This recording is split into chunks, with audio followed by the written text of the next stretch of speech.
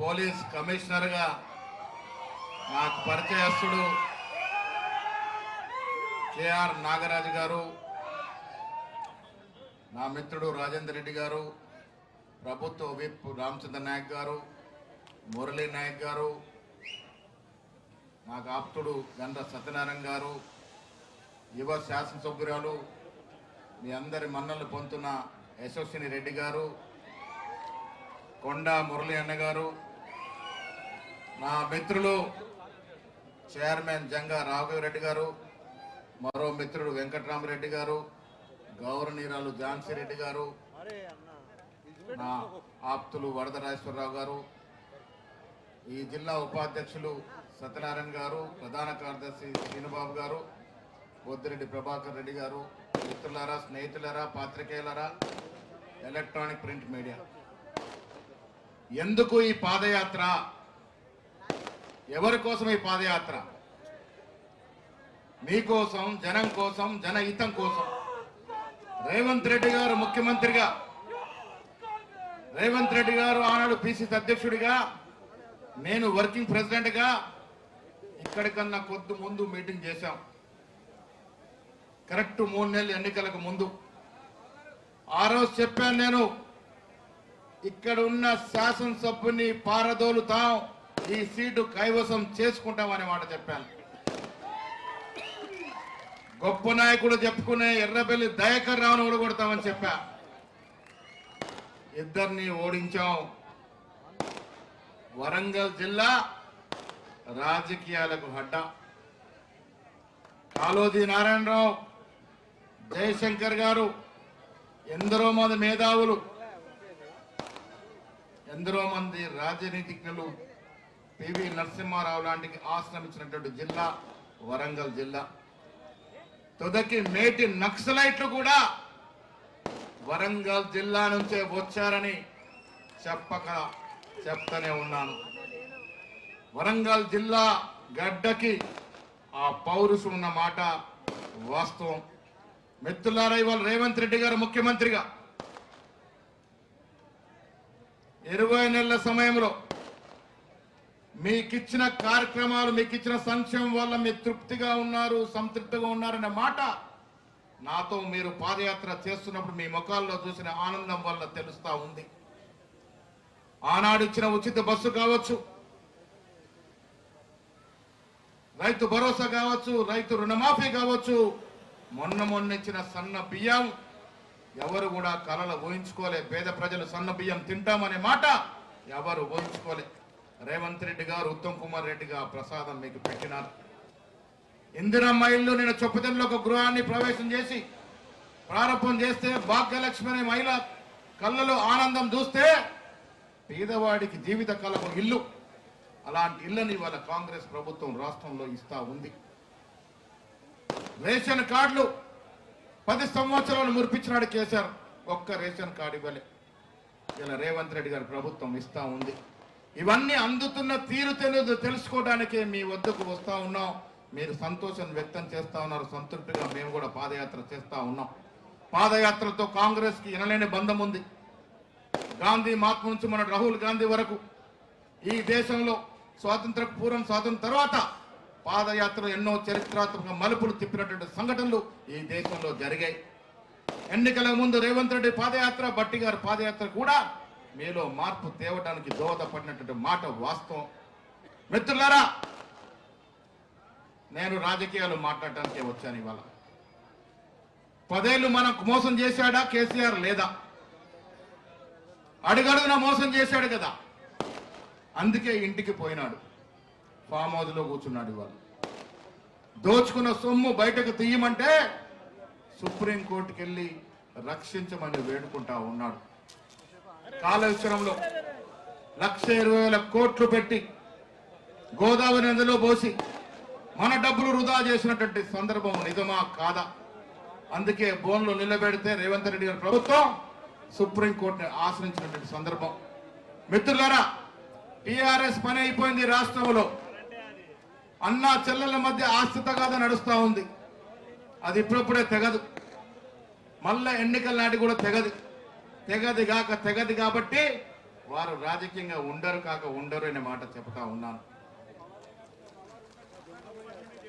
ఇక BJP party మూడవసారి అధికారంలోకి రావటానికి ఓట్లు దొంగలించారనే మాట రాహుల్ గాంధీ గారు రుజువులతో సహా నిరూపిస్తే ఇది వాస్తవం, తప్పిదం జరిగిందని చెప్పాల్సిన election commission of India BJP అధికార పార్టీకి వత్తాసు పలుకుతా ఉంది. అసలు తప్పే జరగలేని చెప్తా ఉంది. ఒక్క ఇంట్లో 49 ఓట్లు ఉండొచ్చునా, ఒక సింగిల్ బెడ్రూమ్ ఇంట్లో. బాంబేలో అలాంటి సంఘటన జరిగింది. నిన్న కరీంనగర్లో మా అధ్యక్షుడు చూపించినాడు. ఒక టిన్ షేక్ ఇంట్లో 40 ఓట్లు ఉన్నాయి. అందుకే మిత్రులారా, నిన్న చేసిన ఆరోపణ నేను కట్టుబడి ఉన్నాను. మళ్ళీ చెప్తా ఉన్నాను, తెలంగాణ రాష్ట్రంలో గెలిచిన 8 మంది ఎంపీల ఎన్నిక పట్ల మాకు తీవ్రమైన అనుమానాలు ఉన్నాయి.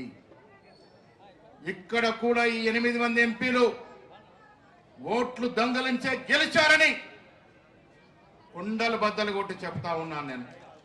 కారణం, ఓట్లు దొంగలించే సంస్కృతి, అధికార దహం, ఎప్పటికీ అధికారులు ఉండాలని తహతలాడుతున్న మోడీ, అమిత్ షా చేసిన పన్నాగం వల్లే మహారాష్ట్రలో కానీ కర్ణాటకలో కానీ ఓట్ల దొంగలింపు జరిగింది.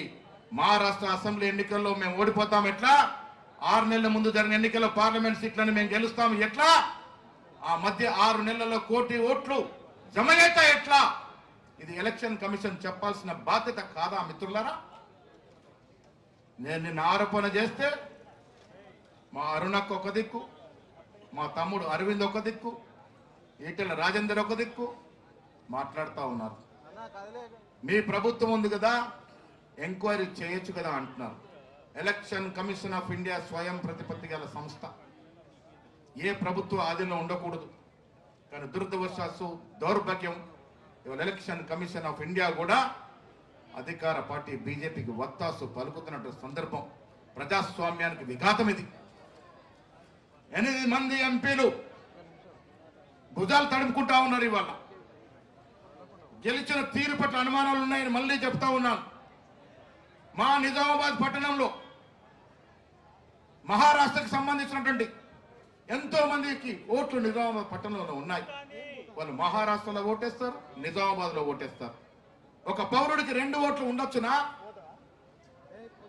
ఇక్కడ గెలిచిన 8 మంది ఎంపీలు చెప్పాలి. చెప్పే పరిస్థితులు లేరు. నేను మళ్ళీ చెప్తా ఉన్నా, అనుమానాస్పదమైన ఎన్నిక ఈ 8 మంది ఎంపీలు అనే మాట. రేవంత్ రెడ్డి గారి ప్రభుత్వం ఈ రాష్ట్రంలో కుల సర్వే చేసింది. రాహుల్ గాంధీ గారి కళని సాకారం చేసింది. 56.33% ఈ రాష్ట్రంలో బీసీలు ఉన్నారనే మాట ఒక అఫీషియల్ డాక్యుమెంట్ ఇవ్వగలిగింది. దాని తర్వాత 42% బీసీలకి రిజర్వేషన్ ఇస్తూ 2 చట్టాలు చేస్తే కేంద్రం మొఖాలడ్డేసి 4.5 మాసాలుగా కేంద్రం వద్ద పెండింగ్ లో పెట్టుకుని ఉంది. నేను కిషన్ రెడ్డి నిన్ను అడిగా, ఇవ్వాలి కూడా అడుగుతా ఉన్నా, ఎందుకు ఇంత అక్కసు మీకు బీసీల మీద అని. ఒక రెడ్డి బిడ్డ రేవంత్ రెడ్డి గారు కుల సర్వే చేయంగా లేనిది, 2 చట్టాలకు బీసీలకు ఇవ్వాలంగా లేనిది, నీకెందుకయ్యా కడుపు నొప్పి అనే మాట మాట్లాడుతా ఉన్నా. నీకు భయపడి ఇలా బండి సంజయ్ గాని, ఈటెల రాజేందర్ గాని, లక్ష్మణ్ గారు గాని, అరవింద్ గారు గాని, మా బీసీ ఎమ్మెల్యేలు కూడా కనీసం బీసీ రిజర్వేషన్ గురించి మాట్లాడతలేరు. ఇంత భయం గుప్పిట్లో ఎందుకు ఉంటారని అడుగుతా ఉన్నాను మా బీసీ సోదరులను. పదవంటంత భయమా? ఎందుకు మీరు బీసీ ప్రధానమంత్రిగా చెప్పుకునే మోడీ వద్దకు వెళ్ళి మా రాష్ట్రంలో కాంగ్రెస్ ప్రభుత్వం బేసిక్ 2 చట్టాలు తెచ్చింది, వీరికి చట్టబద్ధత ఇస్తామని చెప్పే స్థితిలో ఎందుకు లేరు మీరు అని అడుగుతా ఉన్నాను. మీరు చెప్పే స్థితిలో లేనప్పుడు మీరు బీసీగా చెప్పుకునే హక్కు మీకు ఎక్కడదని అడుగుతా ఉన్నాను. అందుకే నేను బండి సంజయ్ గారిని దేశ్ముఖ్ అనే మాట నిన్న ఒక మీటింగ్ లో చెప్పినాను. పుట్టుకతో బీసీ అయితే మాత్రం కాదు, మన ఘనంలో ఉండాలి, మన అలవాట్లో ఉండాలి, మన రాజనీతిలో మన చేసే విధానంలో బీసీ విధానాలు ఉండాలి. అప్పుడే బీసీ నాయకులుగా చెప్పుకుంటాం. నేను ఇవాళ రేవంత్ రెడ్డిని కూడా ఒక బీసీ నేతగా పలకరిస్తాను. దానికి కారణం బీసీలకు 2 చట్టాలు ఇచ్చినాడు కాబట్టి. మరి మీరు బీసీలుగా పుట్టి బీసీలుగా నాయకత్వం అలటింపజేసుకొని బీసీలుగా ఎదిగి ఇలా బీసీలకు రావాల్సిన హక్కుల్ని కాల రాస్తా ఉంటే వచ్చే తరాలు మిమ్మల్ని ఎట్లా క్షమిస్తాయి? ఏం ముఖం పెట్టుకొని మీరు వచ్చే తరాలకు జవాబు చెప్తారు అని నేను ఈ బీజేపీ బీసీ ఎంపీల్ని బీసీ ఎమ్మెల్యేని అడుగుతా ఉన్నాను. మాట అంటే ముస్లిం గురించి మాట్లాడతారు, అదొక నెపం. ముస్లిం పేరు చెప్పి బీసీలకు వచ్చే రిజర్వేషన్ అడ్డుకోవాలని కుటిల యత్నం బీజేపీ పార్టీ చేస్తా ఉంది. అలా మిత్రులైన కాంగ్రెస్ ప్రభుత్వం, కాంగ్రెస్ పార్టీ, ఖర్గే గారు, సోనియా గాంధీ గారు, రాహుల్ గాంధీ గారు, ఈ రాష్ట్రంలో రేవంత్ రెడ్డి గారు, భట్టి గారు, మేమందరం కూడా అట్టడుగున్నటువంటి బీదవాని కోసమే పనిచేయాలని తపనతో ఉన్నాము. అదే ధ్యేయంగా ముందుకొచ్చాము. ఇలా రేషన్ కార్డు ఎందుకు ఇస్తా ఉన్నాం? రేషన్ కార్డు అనేది బీదవాని జీవితంలో ఎన్ని మలుపులు తిప్పుతుందో మాకు తెలుసు కాబట్టి, రేషన్ కార్డు వల్ల ఎన్ని లబ్ధులు పొందుతారో మాకు తెలుసు కాబట్టి, గరీబోడికి ఇల్లు అనేది ఒక జీవిత కళ. ఆ కళ సాకారమైనప్పుడు ఆ గరీబ్ వ్యక్తి కళ్ళలో ఎంత ఆనందం వస్తుందో మాకు తెలుసు కాబట్టి, కాంగ్రెస్ పార్టీకి తెలుసు కాబట్టి ఇలా రేవంత్ రెడ్డి గారి ప్రభుత్వం ఇల్లు ఇస్తా ఉంది. ఇదే వర్ధన్నపేటలో కొన్ని వేల ఇందిరం ఇల్లు వస్తా ఉన్నాయి. 10 ఏళ్ళొక్క ఇల్లు రాని మీకు కాంగ్రెస్ ప్రభుత్వం వచ్చిన తర్వాత ఇన్ని వేల ఇల్లు వస్తా ఉంటే ఆ ఆనందం ఎట్లా ఉంటుందో ఒకసారి అర్థం చేసుకోవాల్సిందని మనవి చేస్తా ఉన్నాను. నేను చాలా సందర్భాల్లో చెప్తాను. ఇందాక వస్తూ ఉంటే మీడియా మిత్రులు అడుగుతా ఉన్నారు, మీరు పాదయాత్రలు చేస్తా ఉంటే ప్రతిపక్షాలు విమర్శిస్తూ ఉన్నాయని. అసలు ప్రతిపక్షం ఉందా ఈ రాష్ట్రంలో? ఎవరు ఈ రాష్ట్రంలో మనకు ప్రతిపక్షము? ఆ స్థాయిలో ఎవరైనా ఉన్నారా? కేటీఆర్ ఫస్ట్ కవిత పంచాయతీ తెంచుకోవాలి. అది 10 ఏళ్ళు పడుతుంది నాకు తెలుసు. ఎందుకంటే ఆస్తుల పంచాయతీ కాబట్టి కోర్టుకు పోవాలా, పంపకాలు జరగాలని 10 ఏళ్ళు పడుతుంది. ఇంకా ఆ పంచాయతీ ఉన్నాడు, గరీబుల పంచాయతీ ఏం చెప్తాడయా? అసలు రాగలుగుతాడు ఆయనకి? వాళ్ళ పంచాయతీ తేల్చలేక కేసీఆర్ ఫామ్ హౌస్కి పరిమితమైంది. ప్రతిపక్ష హోదా ఉండి కేసీఆర్ ఎప్పుడు అసెంబ్లీకి రాడు. మా నాయకులు చాలాసార్లు అడిగి, మీకు జీతభత్యాలు ఎందుకు ప్రభుత్వ పైసలు, ప్రజల పైసలు ఇవ్వాలి? నువ్వు ప్రతిపక్ష హోదా ఉండి నువ్వు ఎప్పుడు ప్రజలకే రాకుంటే నీకు ఆ హోదా ఎందుకని అడుగుతా ఉన్నారు. ఆయన ఫామ్ హౌస్కు పరిమితం అయిపోయినాడు. ఇంకా బీజేపీ పరిస్థితి, శ్రీరామచంద్రుడు, ఆంజనేయుడు అడ్డాలు వాళ్ళకు లేదు, బయటకు రారు. నేను చాలా సందర్భాలు అడిగాను. శ్రీరామచంద్రుడు 3000, 4000 కిందటి భగవంతుడు. బీజేపీ పార్టీ 1980లో పుట్టింది, అంతేనా? మరి శ్రీరామచంద్రుడికి ఎప్పుడు వీళ్ళు సభ్యత్వం ఇచ్చారు బీజేపీలో? అసలు బీజేపీ పార్టీతో శ్రీరామచంద్రుడికి ఏం సంబంధము? మీరెట్లా వాడుకుంటారు బీజేపీ? మీ జాగిరా రామచంద్రుడు, హనుమంతుడు, శివుడు మీ ఏమన్నా జాగిరా మీకు? ఎవరిచ్చారు ఈ దేవుళ్ళ పేరు ఆడుకునే హక్కు మీకు? ఎలా ఈ దేవుళ్ళ పేరు వాడి మీరు ఓట్లు అడుగుతారు? దేవుళ్ళ పేర్ల ఓట్లు అడిగే హక్కు మీకు శివుడు ఇచ్చాడా, శ్రీరామచంద్రుడు ఇచ్చాడా, హనుమంతుడు ఇచ్చాడా? దేవుళ్ళను కూడా రాజకీయాలకు లాగి ఓట్లు పిచ్చమెత్తుకున్నటువంటి నాయకులు మీరు. ఓట్ల పిచ్చగాళ్ళు, పదవి కోసం ఏమైనా చేసే దూరం పోయిన నాయకులు మీరు. సోనియా గాంధీ గారు 2004లో ప్రధానమంత్రి అయ్యే అవకాశం ఉండి కూడా త్యాగం చేసిందా లేదా? రాహుల్ గాంధీ గారు 2009లో ప్రధానమంత్రి అవకాశం ఉండి కూడా తృణప్రాయంగా త్యాగం చేశాడా లేదా? మరి పదవులే త్యాగం చేసే మాకు ఓట్లు దొంగిలించే అవసరం మాకేముందమ్మా? అరుణమ్మ, మీరు ఓట్లు దొంగలించి గెలిచారు, ఓట్లు మాయ చేసి గెలిచారు, ఎరాఫేరీ చేశారు, గెలిచారు ఈ రాష్ట్రంలో పార్లమెంట్ సభ్యులు. ఈ రాష్ట్రంలోనే కాదు, 3వసారి అధికారం రావటానికి చేయకూడని పనులన్నీ చేశారని అనుమానము. మహారాష్ట్రలో జరిగినటువంటి ఓట్ల దొంగిలిపులాగా తెలంగాణలో జరగలేదంటే ఎట్లా నమ్ముతాం మేము? ఆంధ్ర, కర్ణాటకలో జరగలేదంటే ఎట్లా నమ్ముతాము? ఇలా రాహుల్ గాంధీ యాత్ర ఎందుకు చేస్తా ఉన్నాడు?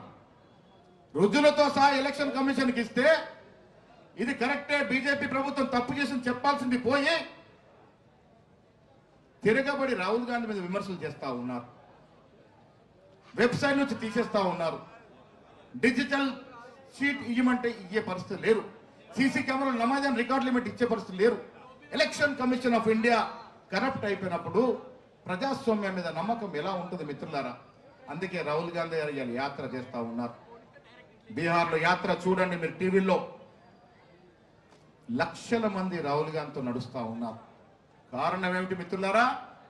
ఈ దేశ ప్రజలు, బీహార్ ప్రజలు కూడా నమ్ముతా ఉన్నారు బీజేపీ పార్టీ మోసం చేసి మూడోసారి అధికారంలోకి వచ్చిందని నమ్ముతున్నారు. కాబట్టే రాహుల్ గాంధీ గారి వెంట లక్షల మంది జనం నడుస్తా ఉన్నారు, సంఘీభావం తెలుపుతా ఉన్నారు. ఎస్, బీజేపీ పార్టీ ఓట్లు దొంగలించింది కాబట్టి మూడోసారి అధికారంలోకి వచ్చిందని నమ్ముతున్నారు. కాబట్టే రాహుల్ గాంధీ యాత్ర అంత విజయవంతం అవుతా ఉంది.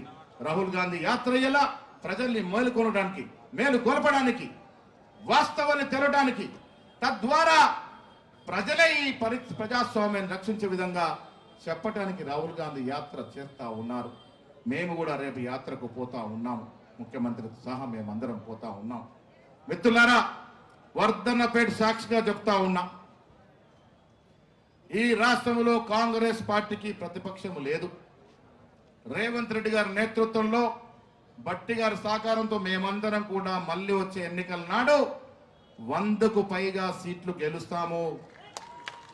ఇదే వర్ధన్నపేటలో విజయోత్సవ సభ చేసుకుందాము.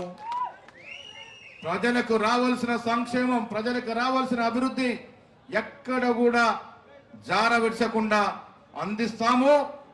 మరో 3 ఏళ్ల తర్వాత మీతో శబాషి కొట్టించుకొని 100 సీట్లకు పైగా గెలిచి రేవంత్ రెడ్డి గారు, నేను ఈ రాష్ట్ర గెలుపుని ఖర్గే గారికి, సోనియా గాంధీ గారికి, రాహుల్ గాంధీ గారికి కానుకగా ఇచ్చి మీ అందరి తరఫున ధన్యవాదాలు తెలియజేస్తామనే మాట కూడా ఈ సందర్భంగా నేను మనవి చేస్తా ఉన్నాను.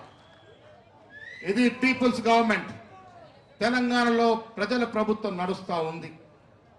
మునుపెప్పుడు లేని విధంగా అన్ని వర్గాలు, అన్ని కులాలు, అన్ని మతాల ప్రజల్ని ఆకాంక్షల్ని అర్థం చేసుకొని మా ప్రభుత్వం ముందుకు పోతా ఉంది.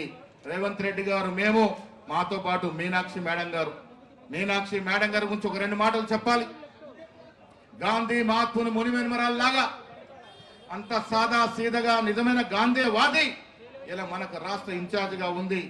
వారి సహకారంతో తప్పకుండా వచ్చే ఎన్నికల్లో గెలుస్తాం. ఈ ఓట్లు దొంగలించి గెలిచినటువంటి ఈ నాయకులకి, పార్లమెంట్ సభ్యులకి, ఎమ్మెల్యేలకి మీరే గుణపాఠం చెప్పాలా.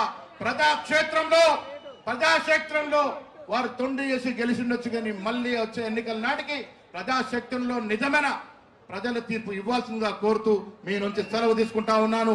నాగరాజు గారికి మరొక్కసారి ధన్యవాదాలు తెలియజేస్తా ఉన్నాను. నాగరాజు గారు పార్టీలో చేరుతారని నా దగ్గరకు వచ్చినప్పుడు నాకు నిజామాబాద్ పోలీస్ కమిషనర్ గా పరిచయం. మా నమ్మిళ్ళ సీను కూడా ఇక్కడ ఆశిస్తా ఉండే సీటు, మా మిత్రుడు, ఆయన పార్లమెంట్కి పనికి వస్తాడని ఆనాడు పార్టీలో చేర్చుకున్నాం. పరిస్థితులు మారి అసెంబ్లీకి పంపాల్సి వచ్చింది. గెలిచి వచ్చారు. దయాకర్ రావు ఓడిపోతున్నారు అనుకున్నారా? యశస్విని రెడ్డి, ఎంత చిన్న వయసు అమ్మాయి యశస్విని రెడ్డి దయాకర్ రావుని మట్టి కరిపించింది. ఈ జిల్లాలో రామచంద్ర నాయక్ కానీ, మా సత్యన్న కానీ, మురళీ నాయక్ కానీ, రాజేందర్ రెడ్డి కానీ అందరూ కూడా అత్యధిక మెజార్టీతో గెలిచినారంటే